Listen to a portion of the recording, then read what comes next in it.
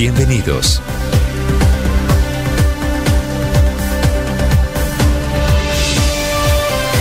Bienvenidos, buenos días, son las 6 de la mañana en punto. Seguimos acompañándolos en Mañanas Blue desde las 4 de la mañana con la información, con el análisis y con la opinión. Saludo a quienes a esta hora se conectan a la transmisión que hacemos de nuestra señal en YouTube, en nuestras redes sociales, en nuestro canal de video, porque Blue Radio también a través de sus diferentes canales tiene la señal a través de video, acompañándolos en este día 14 de junio. En el momento en el que se le agota el tiempo al gobierno para tramitar sus reformas en el Congreso, faltan apenas 6 días para terminar esta legislatura, en el segundo año del gobierno del presidente Gustavo Petro, que coincide con el periodo del Congreso de la República. Es una carrera contra el tiempo y por eso la Cámara de Representantes sesionará este sábado, en un hecho poco usual, intentando salvar las reformas y proyectos, sobre todo la reforma pensional. El panorama es el siguiente, no es fácil, la reforma educativa está agonizando porque se rompió el acuerdo de la bancada del gobierno con la oposición, el famoso acuerdo a puerta cerrada en la Comisión Primera del Senado, por el que los profesores asociados en FECODE salieron a paro y hoy vuelven a marchar. Sin acuerdo, ayer se radicaron 2 ponencias, una oficial y otra de la oposición, lo que enreda todavía más esta reforma educativa que se discutiría el próximo lunes. La ministra de Educación, Aurora Vergara, intenta esfuerzos de última hora para buscar consensos que son además ordenados por el presidente Gustavo Petro desde Europa. En otro asunto, anoche el gobierno logró en Cámara que le aprobaran la ponencia positiva, el informe de ponencia positivo de la reforma pensional, que pasa y está en último debate y que se discutirá hoy a partir de las 10 de la mañana y que continuará este sábado. Y sobre la reforma pensional y laboral se cayeron en ese último aspecto 20 artículos relacionados con el derecho a la huelga y la formación sindical, los derechos colectivos, que son sin duda una derrota para la CUT y para la ministra del Trabajo, Gloria Inés Ramírez. Como la prioridad del gobierno son estas reformas, el Centro Democrático denuncia que están por hundirse más de 75 proyectos de origen parlamentario que no han sido agendados en estos 6 días que quedan de la legislatura. Ya les vamos a contar qué está pasando en el Congreso de Colombia. Y ya vamos a hablar de la condena de un hombre que estuvo a punto de ser presidente de Colombia, el ingeniero Rodolfo Hernández, exalcalde de Bucaramanga, que fue condenado a más de 5 años de cárcel por corrupción, por el famoso caso Vitalogic, cuando fue alcalde de la capital santandereana. Hernández se defiende, Hernández dice que no es corrupción. Es paradójico que este hombre que alzó las banderas anticorrupción ahora amanezca condenado justamente por delitos vinculados con esos hechos. La justicia lo condena justamente por eso. Él dice: me condenan no por ladrón ni por haberme robado un peso, me condenan porque violé el derecho a la contratación. Responde por redes sociales Rodolfo Hernández y también reacciona el presidente Petro desde Europa. Dice que siente pesar por quien fuera su rival en las elecciones, a lo que el ingeniero Hernández responde: llegó el cambio, pero de ladrones. Hablamos del presidente Petro, que sigue de gira en Europa.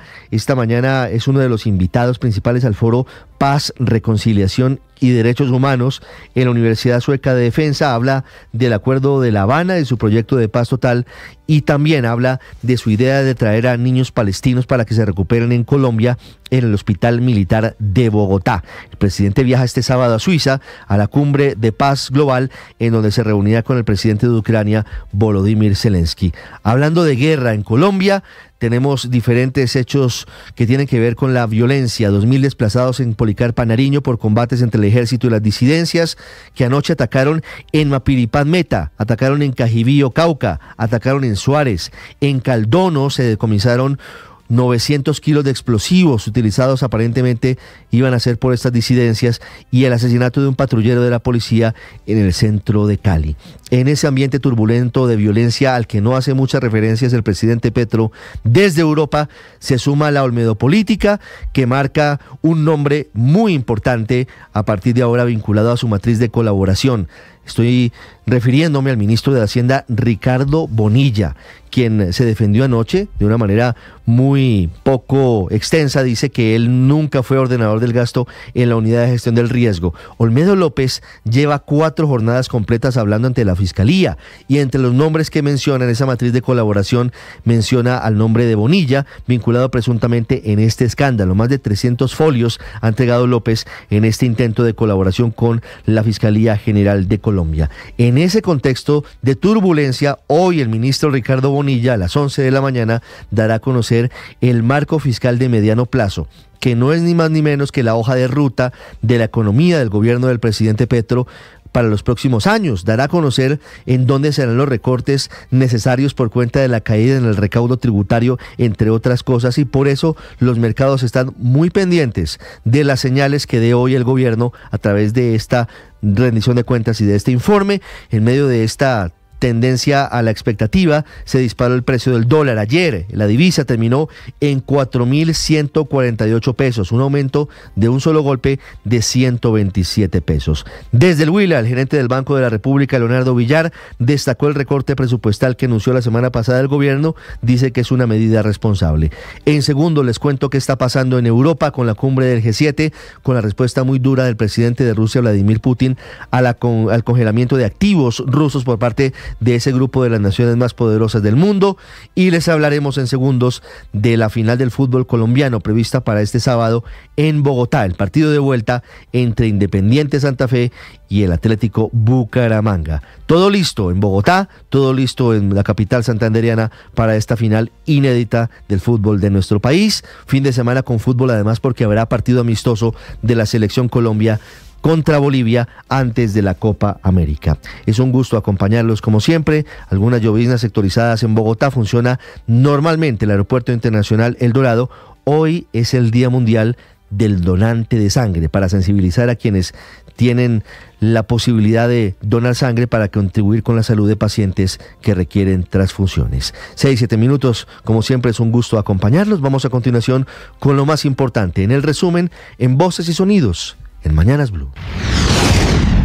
Hoy soy un hombre libre, como lo dijo el mismo juez, de que yo estaba libre hasta que la sentencia quedara en firme, es decir, hasta la casación, si es necesario, en la Corte Suprema de Justicia. El exalcalde de Bucaramanga, Rodolfo Hernández, fue condenado a 5 años y 3 meses, que pagará en casa por cárcel. Para el juez Hernández es el autor del delito de interés debido en la celebración de contratos en el caso de corrupción de Vitalogic. El exalcalde también deberá pagar una multa cercana a los 85 millones de pesos. Me condenan no por ladrón, ni por haber robado ni un peso. Simplemente me condenan porque violé, dizque el derecho a la contratación, a la línea que tiene que seguir todo gobernante de no tener preferencias en la adjudicación de los contratos. Ante esto, el presidente Gustavo Petro se pronunció en su cuenta de X, abro comillas: siento pesar por el destino de Rodolfo, mi rival en la segunda vuelta presidencial, respeto a la justicia y me parece más bajo que Rodolfo el sectarismo de quienes, por no querer un proyecto progresista en el gobierno, decidieron apoyarlo. Así era el odio al cambio, que querían la nación en el precipicio. Y el ingeniero Rodolfo Hernández automáticamente le respondió a Petro: llegó el cambio, pero de ladrones.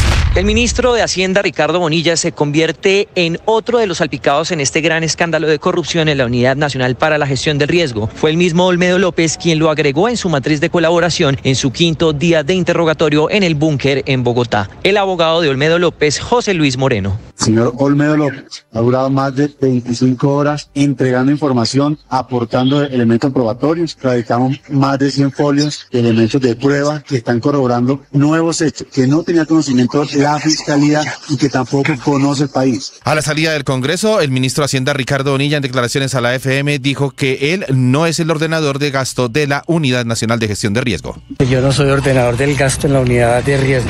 La reforma laboral logró la aprobación de 10 nuevos artículos en la Comisión Séptima de la Cámara de Representantes, pero a su vez se eliminaron 20 artículos correspondientes a los derechos colectivos, como el derecho derecho a huelga, afiliación sindical, fuero sindical, entre otros. La ministra de Trabajo, Gloria Inés Ramírez. Y nosotros seguiremos en esta brega y en esta lucha para seguir defendiendo no solamente el derecho de huelga y profundizándolo para el sector público también, sino que efectivamente seguiremos trabajando en toda la discusión que hay a nivel internacional sobre los alcances del derecho de huelga. Presidente de la CUT, Fabio Arias. Lamentamos la actitud regresiva que desafortunadamente anida en la Comisión Séptima de la Cámara para que estas libertades verdaderamente se impongan en el país. Mucho más ahora que estamos terminando la conferencia de la OIT, donde evidentemente hay que cumplir los convenios que Colombia ha ratificado. Fue aprobado el informe de ponencia positiva de la reforma pensional en la plenaria de la Cámara de Representantes. De esa manera queda listo el camino para que este viernes se aborde el último debate que tiene entre su articulado el umbral de 2.3 salarios mínimos para cotizar en un fondo público. La coordinadora ponente del proyecto, la representante Marta Alfonso. Hemos logrado votar las ponencias negativas y positiva. Ganó la positiva. Ya salimos de impedimentos y mañana volvemos a reunirnos en plenaria para empezar el debate y la votación del articulado. La polémica se presentó cuando la ministra de Trabajo, Gloria Inés Ramírez, reconoció ante la plenaria que el proyecto no contempla devolver el ahorro pensional a los colombianos. Porque no les devolvemos el ahorro, sino que se lo transformamos en una renta vitalicia que se vaya hasta el final de sus días y de verdad puedan protegerse.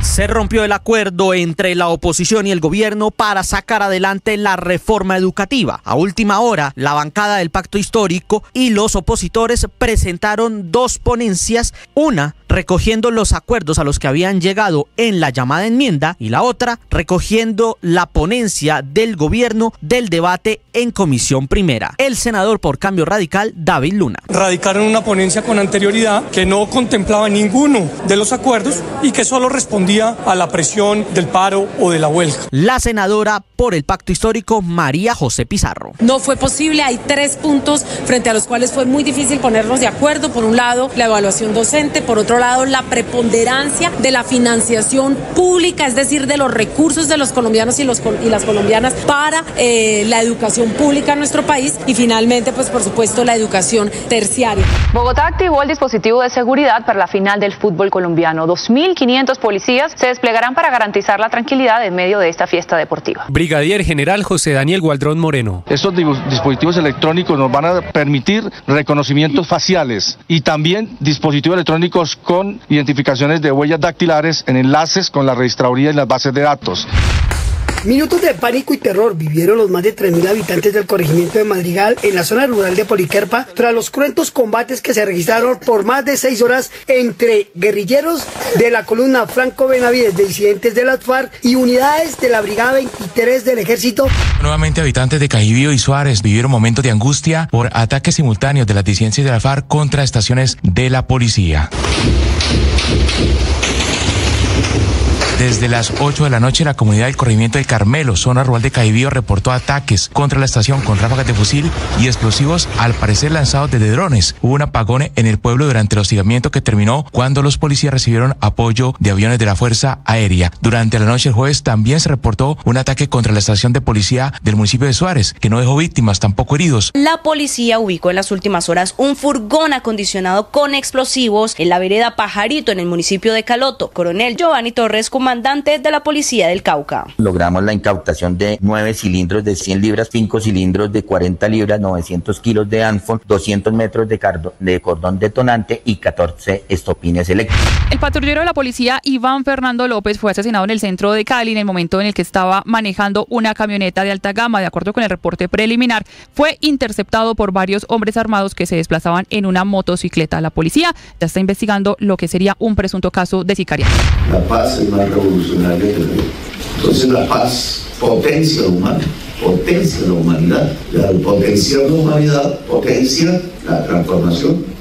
Habla a esta hora el presidente Gustavo Petro en Suecia en el Foro Paz y Reconciliación desde la Universidad Sueca de Defensa. Parte de esta academia pues ha reconocido la voluntad del presidente Petro en el manejo de su política de paz total, de buscar la terminación del conflicto armado a todas las bandas y niveles, con el fin de contrarrestar la guerra que vive Colombia en distintos sectores del país. Acaba de llegar el Papa Francisco a la reunión del G7 en Italia para hablar de inteligencia artificial. Es el segundo día de reunión de los mandatarios. En la primera jornada, Estados Unidos se comprometió a brindar apoyo militar a Ucrania durante la próxima década y el G7 decidió usar los intereses de los fondos rusos congelados por la guerra para pagar un crédito gigante concedido a Ucrania. El presidente ruso Vladimir Putin califica esta mañana de robo ese uso de activos rusos congelados en Occidente. Deportivo Pereira amaneció sin director técnico luego de que en la noche de ayer el conjunto matecaña anunciara a través de un comunicado de prensa la finalización del contrato de Leonel Álvarez, quien no seguirá como entrenador del equipo. En otras noticias deportivas, la selección Colombia viajó en la tarde-noche de ayer a East Hartford en el estado de Connecticut para ultimar detalles previo al último amistoso contra Bolivia antes de iniciar la Copa América. Estás escuchando Blue Radio. Escanea este código y suscríbete a nuestro canal de YouTube, @Blue Radio Co. Y disfruta y participa de la programación de Blue Radio. Blue Radio, le ponemos cara a la radio. Blue Radio, la alternativa. En Blue, la Conmebol Copa América USA 2024 suena diferente. Copa y nómina de Colombia. Medio oficial de la Conmebol Copa América Estados Unidos 2024. Con tanto amarillo, azul y rojo y tanto aliento para nuestra selección Colombia. Ya vamos al terreno de juego. Qué intensidad en ataque Colombia, Castela.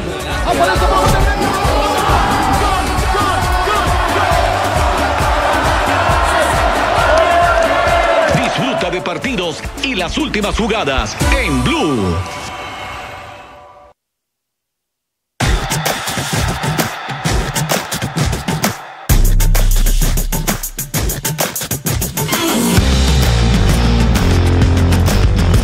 Les contamos a partir de este momento las noticias de Colombia y el mundo. Bienvenidos, aquí está el resumen. Lo preparamos en voces. Sí, claro. Pero la factura la Vamos con las noticias, una agenda cargada de información. Sin pena, sin pena. Se queda con la factura. Llegó la hora de fluir con el planeta. Y actuar para proteger las reservas de agua que nos quedan. Día a día podemos hacer algo para unirnos a la corriente del cuidado del agua. No es un chiste. Debemos cuidar el agua. Unirnos a la corriente de las acciones sostenibles hará la diferencia. Todos podemos ser protagonistas de esta gran historia. Cuidar el agua, la corriente que nos une. Una campaña de Caracol Televisión, Blue Radio y La Calle. Muchos lidiamos con enfermedades mentales y con conflictos emocionales, y es muy difícil hablar de eso en voz alta.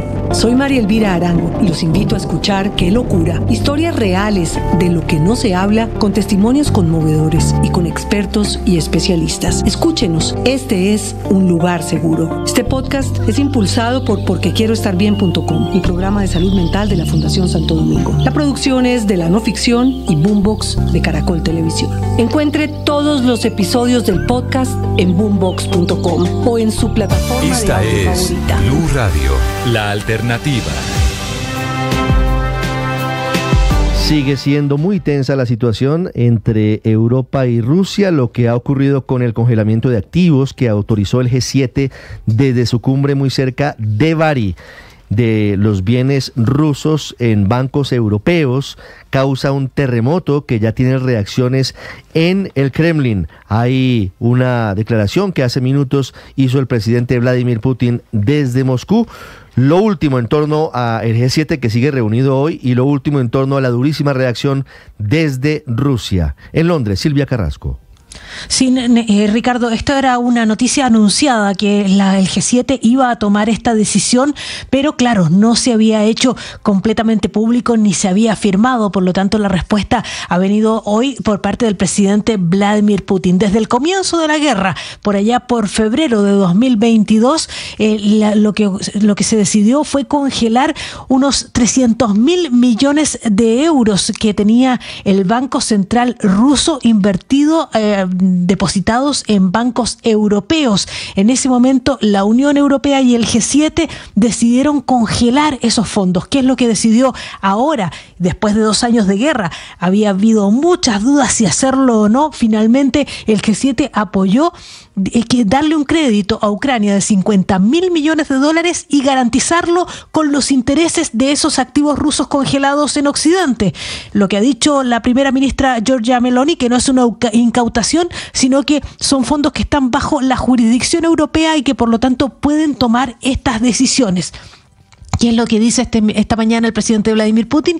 Que esa decisión es un robo, hacer uso de esos activos rusos congelados para ayudar a Ucrania, que no importa la base jurídica que se les dé para apropiárselos definitivamente, dice el presidente ruso, eso va a seguir siendo un robo y no va a quedar impune. La verdad es que ha sido un largo discurso del presidente Vladimir Putin frente a funcionarios del Ministerio de Relaciones Exteriores, y hay un momento en que es más agresivo aún.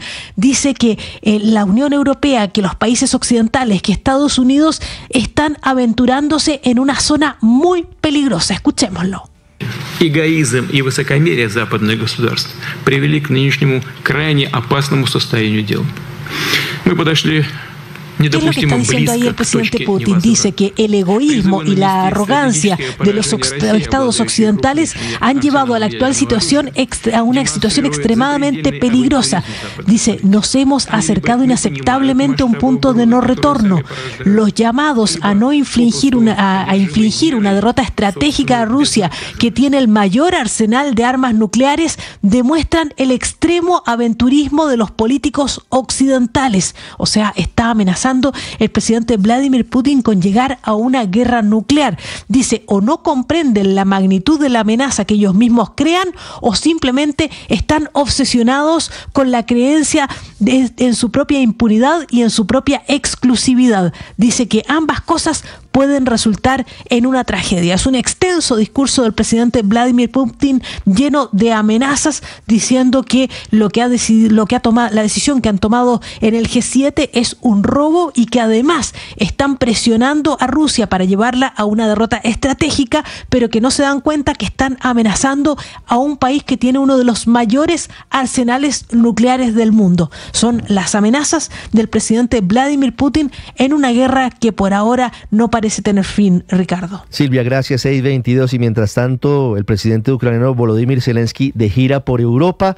suscribiendo acuerdos y recibiendo préstamos. Este sábado, entre otras cosas, el presidente Zelensky se reunirá con el presidente Gustavo Petro en Suiza. En Colombia hablamos de la condena a más de 5 años de cárcel por corrupción del hombre que hizo campaña con la bandera justamente en contra de los corruptos. Su partido, su movimiento se llama Alianza de Gobernantes Anticorrupción. Rodolfo Hernández, exalcalde de Bucaramanga, condenado por el caso Vitalogic, anuncia que apelará esta determinación conocida en las últimas horas. Desde Bucaramanga, Javier Rodríguez. Hola Ricardo, pues la situación es la siguiente, para que nos expliquen nuestros oyentes qué es Vitalogic. Todo comenzó cuando Rodolfo Hernández, siendo presidente de la Junta Directiva de la empresa de aseo de Bucaramanga, ordena contratar a Jorge Alarcón, quien es el que va a estructurar precisamente el pliego de peticiones de la licitación con la cual Vitalogic se iba a ganar el manejo de las basuras en el Carrasco durante 30 años, que era nuevas tecnologías, convertir la basura en energía para la capital de Santander. Eso fue en el año 2017, pero la Procuraduría General de la Nación interviene y no se puede lograr esa licitación, y Rodolfo Hernández en ese momento estalló y dijo que todos estaban en su contra. Finalmente, tras un largo proceso judicial, el juez 10º penal de Bucaramanga condena a Rodolfo Hernández a 64 años de prisión, es decir, una sentencia de 5 años y 4 meses por corrupción, por interés en ese contrato de 340 millones de pesos que se ganó Jorge Alarcón, el estructurador. Y además, porque peritos del CTI y de la Fiscalía lograron determinar que otras 2 hojas de vida que habían llegado precisamente para ese proyecto eran falsas. Las había llevado el propio Alarcón a la empresa de aseo de Bucaramanga.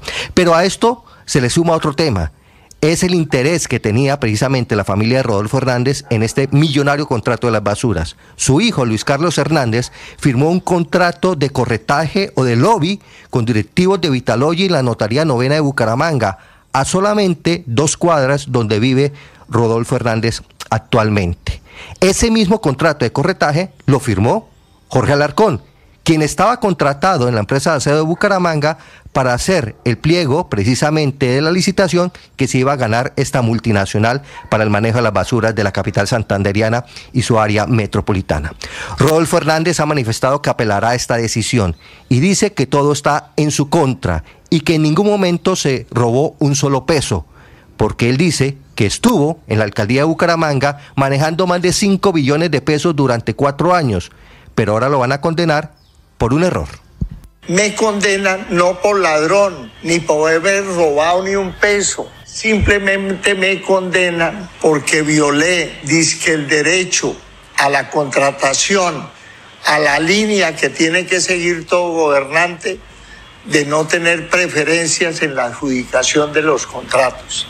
Pero en esta ocasión sí tuvo esa preferencia. Rodolfo Hernández, quien casi es presidente de Colombia con la bandera anticorrupción y ahora se defiende de una sentencia por ese delito, aunque dice que va a apelar, manifestó Rodolfo Hernández que tiene otros juicios y otros procesos en su contra, tanto en la Fiscalía y en la Procuraduría, cuando fue alcalde de Bucaramanga. Un sistema corrompido me trajo como consecuencia 400 demandas. Escuchen bien, colombianos, 400 demandas entre administrativas, penales y fiscales, de las cuales han archivado más del 90%. Actualmente el manejo de las basuras de la empresa de aseo de Bucaramanga lo maneja una empresa a través de una concesión. El tema, Ricardo y oyentes, es que este caso de Vitalogy sigue vigente porque todavía faltan por condenarse o condenar por parte de la justicia a 3 exdirectivos de la empresa de aseo de Bucaramanga, y también el hijo de Rodolfo Hernández, Luis Carlos Hernández, están en un juicio diferente al caso de su papá. María Camila Orozco es periodista. Está en Mañanas Blue. Ya son las 6:28 de la mañana. Lo paradójico de esta condena es que Rodolfo Hernández, el dueño del partido Liga de Gobernantes Anticorrupción, amanezca condenado por corrupción. Es una decisión de primera instancia que va a ser apelada por Hernández, que tiene 79 años y tiene que ver con el interés indebido en la celebración de contratos entre la alcaldía de Bucaramanga, cuando él era el alcalde, y la empresa Vitalogy, que en su momento la Fiscalía lo acusó no solo de interesarse, sino de presionar la adjudicación del contrato de consultoría a Jorge Alarcón por valor de 360 millones de pesos que se realizó en la empresa de aseo de Bucaramanga. No era un tema minúsculo, porque se trataba de la consultoría que se iba a encargar de elaborar los pliegos de la licitación para la elección del operador de la nueva tecnología para el manejo de las basuras en el relleno sanitario por los próximos 30 años en Bucaramanga. El hombre que estuvo a punto de ser presidente del país porque sacó más de 10.500.000 votos en la segunda vuelta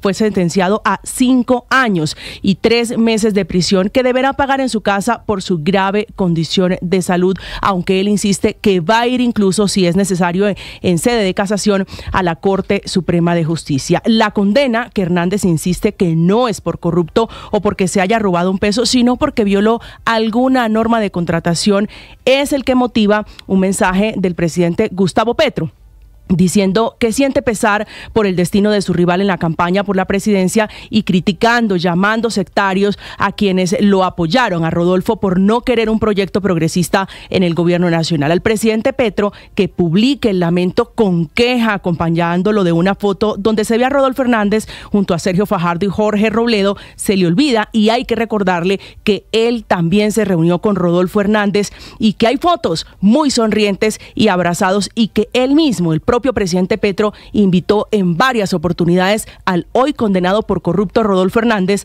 a unirse a la campaña del pacto histórico. Esa queja con lamento del jefe del Estado es la que motiva también para que ustedes se fijen cómo se maneja la política. Un mensaje muy agrio de Rodolfo Hernández respondiéndole al presidente Petro: llegó el cambio, pero de ladrones.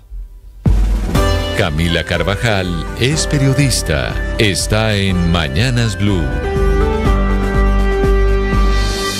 6 de la mañana, 29 minutos. Qué paradoja, hoy es el segundo día de marcha de maestros de FECODE contra la reforma a la educación por los 7 micos que denunciaron en el acuerdo entre el Pacto Histórico y la oposición en el Congreso, un acuerdo que ya no existe, que se cayó. El gobierno y la oposición radicaron cada uno una ponencia distinta de la reforma que va a afectar a más de 10 millones de niños y que es una reforma que está agonizando cuando faltan apenas 6 días para que se termine esta legislatura. Se rompió el acuerdo alrededor de la reforma a la educación y por eso amanecemos con 2 ponencias. Una de los senadores opositores David Luna de Cambio Radical, Paloma Valencia del Centro Democrático, los conservadores Juan Carlos García y Germán Blanco, que firmaron esta ponencia alternativa que se recoge, mantiene lo que habían acordado en la Comisión Primera de Senado. La otra ponencia es la que está firmada por la ministra Aurora Vergara y los senadores del Pacto Histórico Ariel Ávila, María José Pizarro, Fabio Amín, Julián Gallo,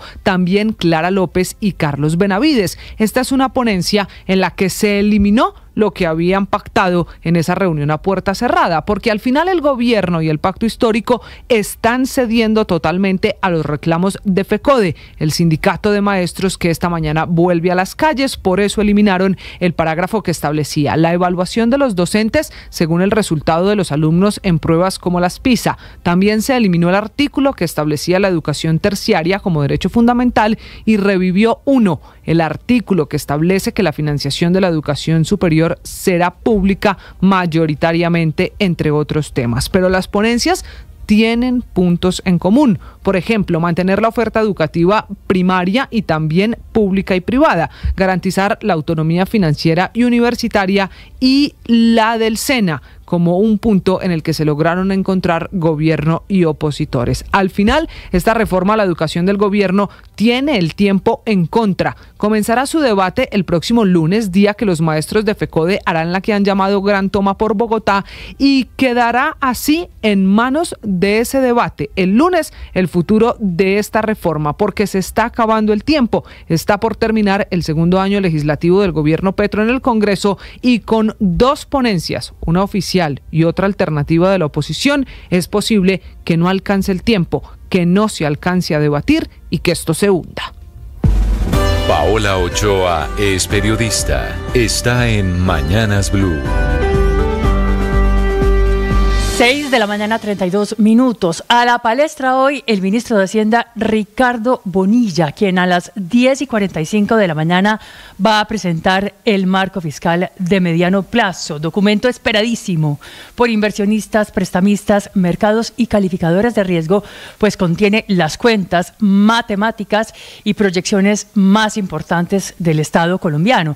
Documento para levantarse las enaguas y mostrarle al país y al mundo entero cómo está realmente la situación de caja del país y qué tan peluda es la situación fiscal de Colombia, afectadísima ya de entrada por un creciente descuadre entre los ingresos y los gastos, con los primeros cayendo al 4.4% a abril por la caída en el recaudo tributario, mientras que los segundos, es decir, los gastos, vienen creciendo al 22%, unas 6 veces más rápido que los ingresos del Estado.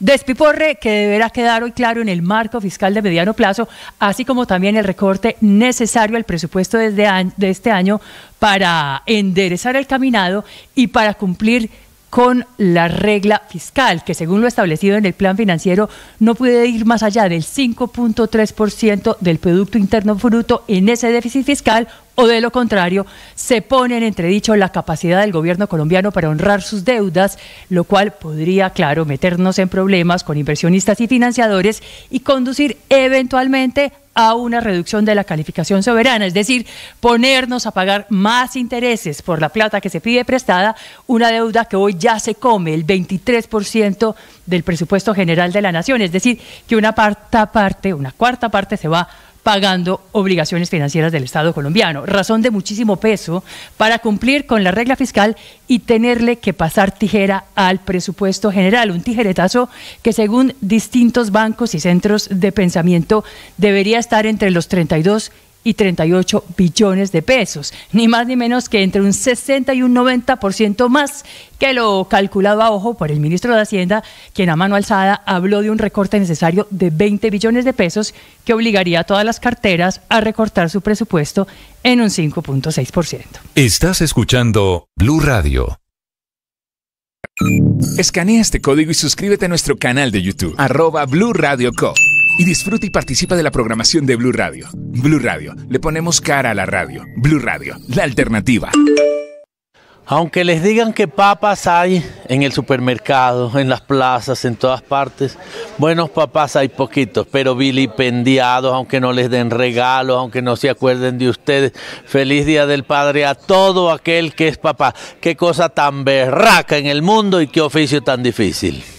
En Blue, la Conmebol Copa América USA 2024 suena diferente. Copa y nómina de Colombia. Medio oficial de la Conmebol Copa América Estados Unidos 2024. Con tanto amarillo, azul y rojo y tanto aliento para nuestra selección Colombia. Ya vamos al terreno de juego.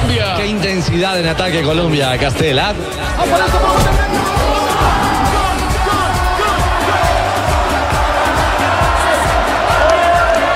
Disfruta de partidos y las últimas jugadas en Blue. Muchos lidiamos con enfermedades mentales y con conflictos emocionales, y es muy difícil hablar de eso en voz alta.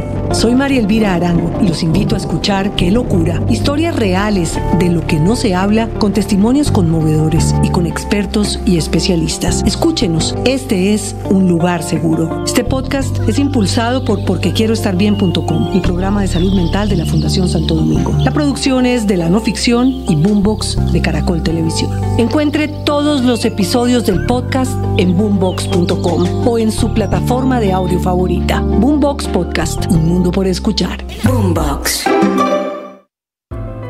Llegó la hora de fluir con el planeta. Y actuar para proteger las reservas de agua que nos quedan. Día a día podemos hacer algo para unirnos a la corriente del cuidado del agua. No es un chiste. Debemos cuidar el agua. Unirnos a la corriente de las acciones sostenibles hará la diferencia. Todos podemos ser protagonistas de esta gran historia. Cuidar el agua, la corriente que nos une. Una campaña de Caracol Televisión, Blue Radio y La Calle.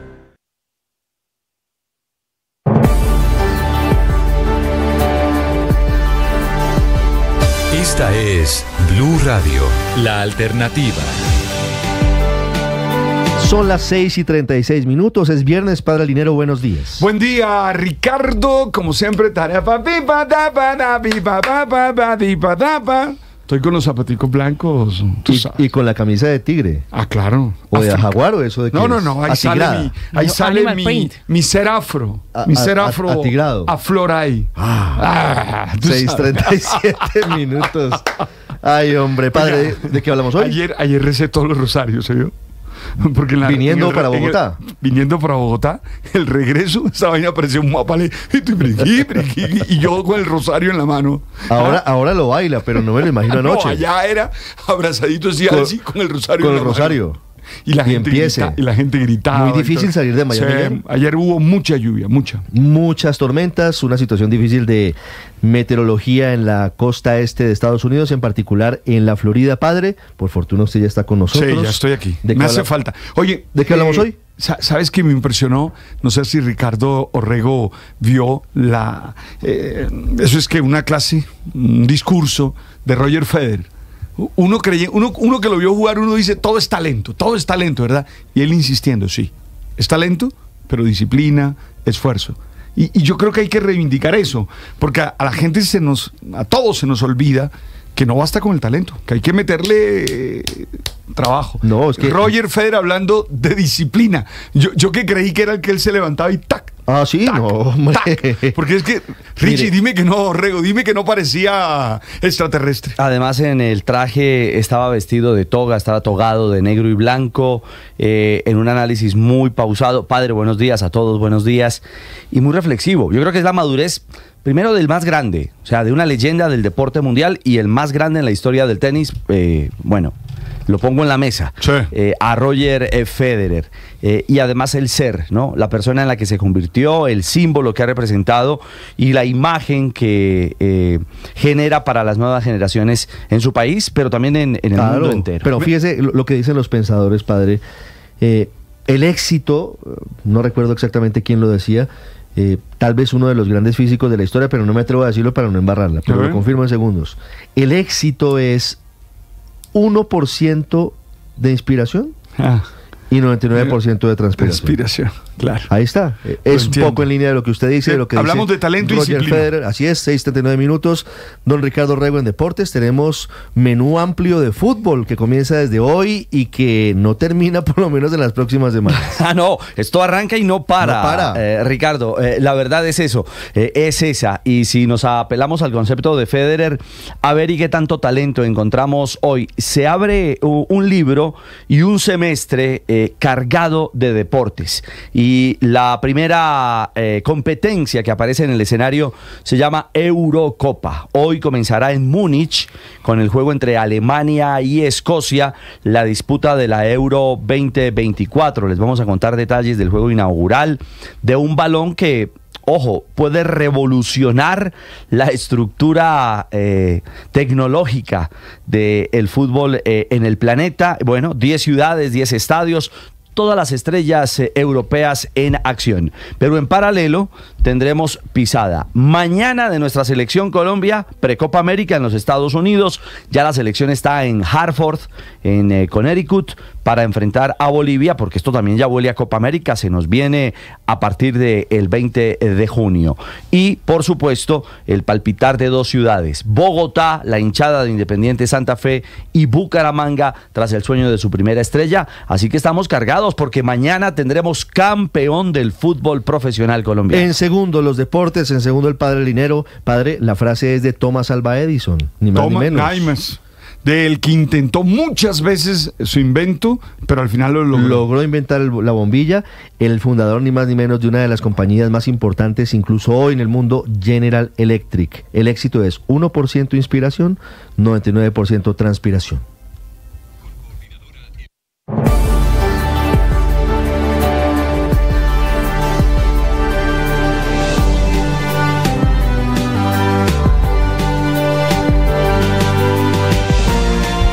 Seis 41 minutos, senador Alfredo de Luque, buenos días.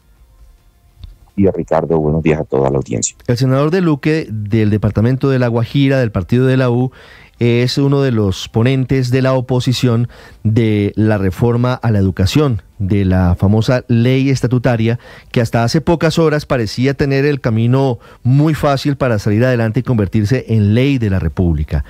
Y ayer, en la mañana, sorpresivamente se anunció por parte de sectores independientes y opositores que se había roto el acuerdo, que se habían radicado dos ponencias distintas, una del pacto histórico, otra de los diferentes partidos adicionales en torno al mismo asunto. Senador de Luque, ¿qué pasó? ¿Por qué se rompió el acuerdo? Que entre otras cosas era presentado como un ejemplo, como un caso de éxito del consenso que se podía lograr o que se puede lograr, esperamos, entre el gobierno y sectores opositores independientes o sectores que no son del pacto histórico. Y de verdad lamentable tener que decirle esto al país, que no pudimos seguir con un acuerdo que se había adelantado en comisión primera y que llevó a que ese texto, esa ponencia fuera votada por unanimidad.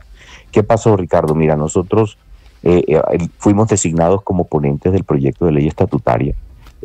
Dijimos que nos gustaba la reforma a la educación y simplemente lo que hicimos fue sentarnos en una mesa de trabajo con los sectores de gobierno y con la ministra de Educación en una mesa, diciéndole que necesitábamos, además de lo incluido, hacer unos cambios importantes para que la reforma fuera una reforma que pusiera a Colombia en la vanguardia internacional en cuanto a lo que está sucediendo en la educación y en cuanto a la formación de los jóvenes de nuestro país. Pues imagínate que en ese momento no nos pusieron atención, salimos de esa reunión y, oh sorpresa, ya habían presentado una reforma, un texto los miembros de partidos de gobierno, apoyados obviamente por el gobierno. Ante eso, David Luna y yo nos reunimos y decidimos hacer una ponencia alternativa.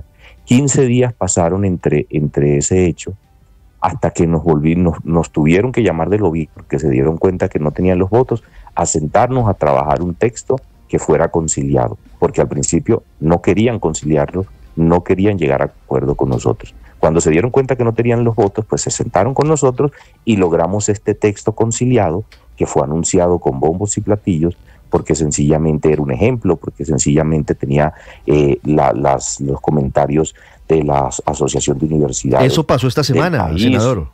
No, eso te estoy hablando de hace 15 días antes de que fuera anunciado el proyecto como aprobado en comisión primera. Se aprueba el texto, que ese fue el anuncio tan grande que se hizo, se aprobó el texto por unanimidad y, oh sorpresa, pues que el gobierno nacional le echa para atrás con los ponentes porque FECODE no estuvo de acuerdo con algunas partes del proyecto, lo cual fue para nosotros un golpe de opinión muy grande, porque sencillamente lo que pensamos fue, llegaron a un acuerdo, empeñaron la palabra con nosotros y ahora porque FECODE no está de acuerdo con varios puntos o algunos criterios dentro del proyecto, pues sencillamente ellos van a desconocer su palabra y sencillamente pues van a tener que sentarse a negociar. Si no recuerdo mal, senador De Luque, perdóneme, esa aprobación se dio el jueves de la semana pasada, hace 8 días exactamente se dio esa aprobación. ¿Qué pasó entre ese momento? ¿Qué pasó en esos 8 días? Porque en ese momento se presentó como un caso de éxito y 8 días después terminamos en que el pacto histórico se retira del acuerdo y termina radicando una ponencia distinta a la que se había consensuado. Ahí voy entonces a la segunda parte, al segundo tercio, por decirlo así, de este acto. Entonces, en ese momento, FECODE les dice, no estoy de acuerdo con varios puntos que ustedes aprobaron en la reforma. Muchos radicales que hacen parte del pacto histórico les dijeron a los ponentes, no estamos de acuerdo con lo que ustedes hicieron en comisión primera del Senado de la República, entonces esa reforma debe caerse. Sin embargo, pues ellos guardaron silencio unos días y antier nos reunimos con los ponentes del gobierno a preguntarles qué era lo que decía FECODE y qué pensaban ellos que se tenía que hacer. Es decir, nos sentamos nuevamente a concertar algunos aspectos del texto. Llegamos a concertación sobre 2 de 4 puntos, creo yo que eran los puntos que FECODE estaba pues pidiendo que se quitaran o que se borraran del texto o que se cambiaran. En ese momento pues suspendimos la reunión porque teníamos que ir a plenarias a votar el tema del Contralor General de la Nación, la elección del Contralor, y nos enteramos en la noche que FECODE les había dicho que no estaba de acuerdo con lo que se había concertado con nosotros y que sencillamente la reforma tenía que caerse porque ya esa reforma no les gustaba. Al día siguiente teníamos reunión temprano con ellos, 8:30 de la mañana. Mi equipo estaba sentado desde las 8:30 de la mañana esperando esa reunión y sencillamente pues era una reunión infructuosa porque FECODE pues no les estaba dando el sí. Y hay que entender, Ricardo, que FECODE es uno de los principales aliados del gobierno, que participó en la financiación, como es público, en la campaña presidencial, y el gobierno no iba a hacer nada sin que FECODE estuviera de acuerdo. Así lo dejó claro el presidente también en un tuit que puso, donde fue algo, digamos, displicente con el senador Luna. Y lo que hicimos nosotros fue sencillamente entonces presentar la ponencia concertada. Ojo a esto, la ponencia concertada que se votó unánimemente en comisión primera, más los cambios a los que llegamos concertados anteayer con los ponentes de gobierno, como la ponencia para el debate en la plenaria del por Senado ejemplo, de la República. ¿Se le retiró el ruido que existía en torno al artículo 39, en torno a la evaluación docente? Lo que hicimos, el tema de la evaluación docente lo redactamos, digamos, un poco mejor, porque es un tema complejo, Ricardo, el tema de la evaluación docente para ella. A pesar de que hoy existen unos mecanismos de evaluación docente, eso en la práctica no funciona muy bien, porque FECODE pues al final del camino termina oponiéndose cuando hay algún retiro de algún maestro, y eso no funciona como debe funcionar. Pero si el eje, nosotros en la ponencia de comisión primera lo que incluimos fue que la evaluación docente tendría que tener como uno de los criterios, no el criterio principal ni el único criterio, sino como uno de los criterios el resultado de las pruebas a ver, que es donde tú mides de verdad si el derecho o la garantía al derecho a la educación se cumplió, es decir, los niños aprendieron o no. Ese criterio debería ser uno de los criterios para evaluar al docente. FECODE no quiere. FECODE no quiere hacerlo, no quiere que esté ni siquiera asomado por allí, y eso es a lo que nos llevó principalmente a este problema. Entonces se redactó mejor el artículo en una concertación con los ponentes de gobierno, pero eso tampoco le gustó a FECODE. Pero entonces nosotros presentamos la ponencia nuevamente y con esa modificación concertada, y aún así no les gustó. Sí, senador, usted habla de modificaciones.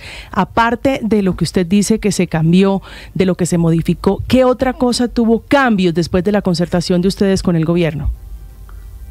Tuvo un cambio también la redacción acerca de cómo aproximarnos a la educación terciaria, que también ha sido algo muy complejo de llevar, porque algunos sectores radicales están diciendo en el país que eso significaría acabar con la universidad pública, lo cual es absolutamente alejado de la realidad. Al contrario, es una forma de fortalecer la universidad pública y de llegarle a más jóvenes para que se preparen para el futuro desde muy temprana edad.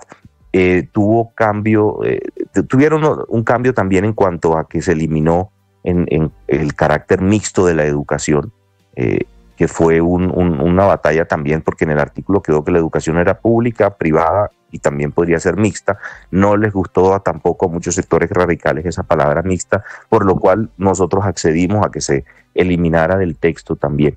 Esos tres creo que fueron los principales cambios que duramos concertando casi 5 horas el miércoles, si no estoy mal, sí, el miércoles, y eso fue lo que nosotros hicimos, pues como digamos, tener la grandeza de llegar nuevamente a un acuerdo, pero pues no fue aceptado por los radicales. ¿El gobierno estaba enterado de esto, de la decisión de FECODE de no apoyar los cambios y el consenso y de radicar una ponencia distinta a la que se había consensuado?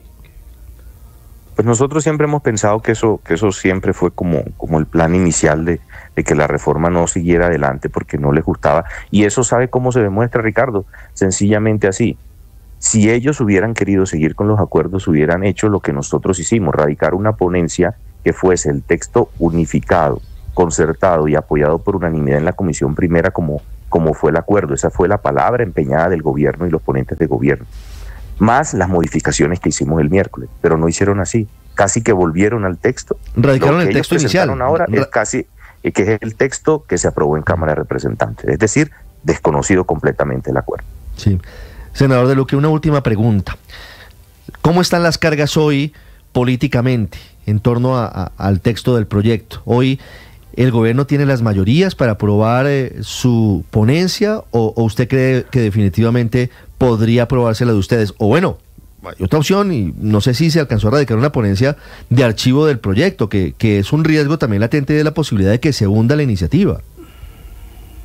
Hasta ahora no hay una ponencia de archivo. Digamos que las cargas están bien apretadas para ambos. Va a ser determinante mi partido, el partido de la U. Esperemos pues que los compañeros en esta oportunidad puedan apoyar esta opción que les hemos dado nosotros de la Comisión Primera, porque es la opción concertada, pero va a estar bien apretada esa votación la próxima semana. Hasta que no suceda no podemos decir quién ganará este pulso, pero lo más importante es que lo que nosotros queremos es que gane el país, gane Colombia. Hicimos una propuesta digamos muy sensata, teniendo en cuenta todos los sectores, teniendo en cuenta lo que necesita la educación. Es algo pues que va a cambiar mucho durante los próximos 10 años y nos preocupa que Colombia no esté al día con los cambios que se deben hacer. Pero esperemos el momento y ojalá pues que haya sensatez y podamos aprobar una reforma buena para el país. Senador De Luque, muchas gracias. Muchas gracias a usted, Ricardo, y a todos los oyentes. 6:53 minutos. La situación de la reforma educativa de la ley estatutaria, Aurelio, que ha sido criticada por algunos sectores, pero que en general hoy se necesita una reforma a la educación, se necesita una ley estatutaria, y estamos en medio de esta situación que se viene presentando con las discusiones entre el gobierno, que necesita los votos para tener las mayorías, y sectores independientes y opositores. Senadora María José Pizarro, del Pacto Histórico, buenos días.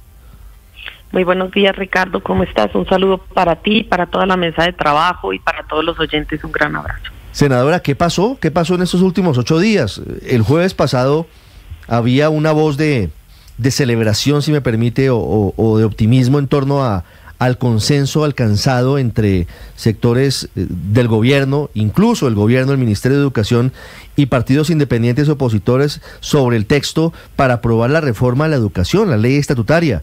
Y al final se fue como el agua entre las manos ese consenso, se rompió el acuerdo. ¿Qué pasó? Pues bueno, pues evidentemente suceden varias cosas. Cuando uno llega a un espacio de diálogo, pues evidentemente todo el mundo tiene que ceder un poco para lograr un consenso, ¿no? Nosotros, yo creo que en ese espacio se nos dijo, nosotros no nos movemos una coma de nuestra ponencia, pues hicimos un ejercicio generoso, eso hay que reconocerlo, en el que evidentemente cedimos, inclusive en aspectos que para nosotros eran pues absolutamente trascendentales. Se firma la enmienda, nosotros se radica, se vota y nosotros en ese justo momento radicamos junto con y así lo habíamos acordado entre otras, que radicaríamos una serie de proposiciones que quedarían como constancia con el objetivo de poder retomarlas de cara a la discusión plenaria. Esto es muy importante, es decir, quedaron radicadas esas observaciones y esperábamos poder retomar esa discusión en la plenaria. Evidentemente, luego vienen las expresiones de distintos espacios organizativos. Por un lado estaba el sindicato de trabajadores, por el otro lado, de maestros, perdón, por el otro lado el sindicato del SENA, también desde el movimiento estudiantil nos presentaron reparos en relación con la enmienda que se había aprobado. Y nosotros, pues evidentemente, siendo incluso coherentes con lo que somos, ustedes saben que nosotros hemos mantenido un diálogo con el movimiento social, que nosotros no somos ni el gobierno ni la bancada que va a desoír al movimiento social, pues evidentemente escuchamos esos reparos que entre otras pues coincidían precisamente con esa serie de proposiciones que nosotros habíamos radicado. Se cita un nuevo espacio de concertación, les decimos a los senadores ponentes que no vamos a firmar ninguna enmienda que hasta que podamos retomar un espacio de diálogo de concertación. Así se hace, nos sentamos nuevamente a dialogar, nosotros llevamos las proposiciones y llevamos estas observaciones a ese espacio de diálogo, trabajamos muy arduamente antes de ayer, los viceministros de Educación, las distintas bancadas, los equipos técnicos, buscando evidentemente un consenso. Nos reunimos inclusive luego con FECODE y con el sindicato del SENA para dialogar con ellos alrededor de los avances que teníamos en ese nuevo espacio de diálogo que además se debe hacer, puesto que ya pasamos a otro debate en plenaria y evidentemente, como te digo, escuchando y recogiendo sus reparos y sus observaciones. Al otro día, es decir, ayer quedamos de encontrarnos a las 7:30 de la mañana, a las 8:56, casi una hora y media después, llega el senador David Luna, se sienta con nosotros, nos informa que no van a seguir en el espacio de diálogo, que han decidido radicar su ponencia.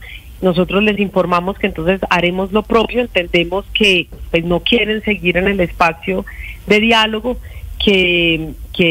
y evidentemente en ese momento pues cada uno radica su ponencia y pues bueno, sí, evidentemente, pero yo creo que aquí tenemos que reconocer, Ricardo, que suceden cosas positivas. En primer lugar, por un lado, se da un espacio de diálogo de concertación y toca decir que todas las partes tuvimos toda la voluntad de llegar a acuerdos y nos sentamos todos durante horas a trabajar cada una de las palabras, cada uno de los conceptos, a ver si lográbamos, evidentemente ante posturas inclusive antagónicas, llegar a un punto de acuerdo. Y yo creo que ese es un principio para discusiones muy serias que vamos a tener adelante, un espacio de confianza ganado que ojalá podamos recuperar. Y en segundo lugar, pues evidentemente que no se legisla y no se gobierna de espalda a la sociedad civil, sino todo lo contrario. Sus reparos, sus observaciones deben ser escuchadas por quienes le representan en este caso, pues evidentemente los congresistas, nosotros. Pero fíjese, senadora, que usted dice aquí hay enseñanzas, aquí hay avances porque nos sentamos a discutir y llegamos a acuerdos, pero el pan se está quemando en la puerta del horno. Esa reforma que podría hundirse, ojalá no pase, es muy importante para más de 10 millones de niños y de jóvenes en todo el país. Se necesita la reforma y ese es uno de los puntos del acuerdo. Al final, todos los partidos políticos, opositores, de gobierno, independientes, coinciden en eso. Por cuenta de, y esta es la pregunta, senadora, por cuenta de presiones, de marchas, de sectores que han apoyado al pacto histórico, al gobierno del presidente Petro como FECODE, ¿está dispuesto este sector político a que se hunda su reforma, a que no salga adelante esta iniciativa? Pues mira, yo creo que aquí hay dos reflexiones. En primer lugar, hay un debate larguísimo en la Cámara de Representantes que dura 8 meses. A nosotros, inclusive a los de oposición, es decir, a todos los que estamos en la Comisión Primera del Senado, este documento nos llega absolutamente tarde. No teníamos ningún margen de maniobra, o sea, realmente llegó en coma el proyecto de ley a la Comisión Primera del Senado de la República. Y esto hay que decirlo así con toda tranquilidad. En la Cámara participaron más de 4.500 personas, en el Senado no tuvimos un espacio de diálogo. Sí, en segundo lugar, vuelvo y repito, hay un principio de coherencia y ojalá, es más, yo quiero, como lo hice hace un momento, invitar precisamente, muy seguramente, si existe esa voluntad de diálogo, porque no fuimos nosotros quienes nos levantamos de la mesa, y esto tiene que quedar absolutamente claro, no fuimos nosotros. Inclusive de aquí en adelante podríamos tener una reunión con los directivos de FECODE, con los directivos del sindicato del SENA, con el movimiento estudiantil, las distintas bancadas, y a ver si logramos buscar un acuerdo de aquí al lunes. Pero evidentemente los reparos que tienen las organizaciones, en primer lugar, no pueden ser desoídos, y no va a ser este gobierno ni no va a ser esta bancada la que no escucha a la organización social y no escucha a los sectores políticos, inclusive aquellos que son antagónicos. Nosotros tenemos el deber de escuchar y escuchamos no solamente nuestras bases, escuchamos a toda la sociedad colombiana, y esa es nuestra responsabilidad. Y por lo tanto, y además nosotros no le tenemos miedo a las movilizaciones sociales, es más, las respaldamos, están en todo su derecho de hacer las movilizaciones sociales, no nos asusta, pero nosotros somos congresistas, entonces nosotros tenemos una labor distinta a la de la organización social, y nuestra responsabilidad era actuar con transparencia, llegar a ese espacio, decirles que existían esos reparos, que inclusive nosotros lo hayamos dejado como constancia en la comisión y que habláramos sobre ellos, y empezamos a hablar, se abrió un nuevo espacio de diálogo del cual ellos se levantaron. Entonces tal vez las presiones no les gustaron a ellos, nosotros no nos sentimos presionados, al contrario, sentimos que teníamos que escuchar a la organización social. Es que si no, entonces ¿a quién estás representando? Si tú no escuchas a la sociedad organizada, entonces sí. ¿Cuál es nuestra labor de representación? Pero senadora, más allá de la organización social, y es cierto y es claro y es muy importante de los sindicatos y de quienes están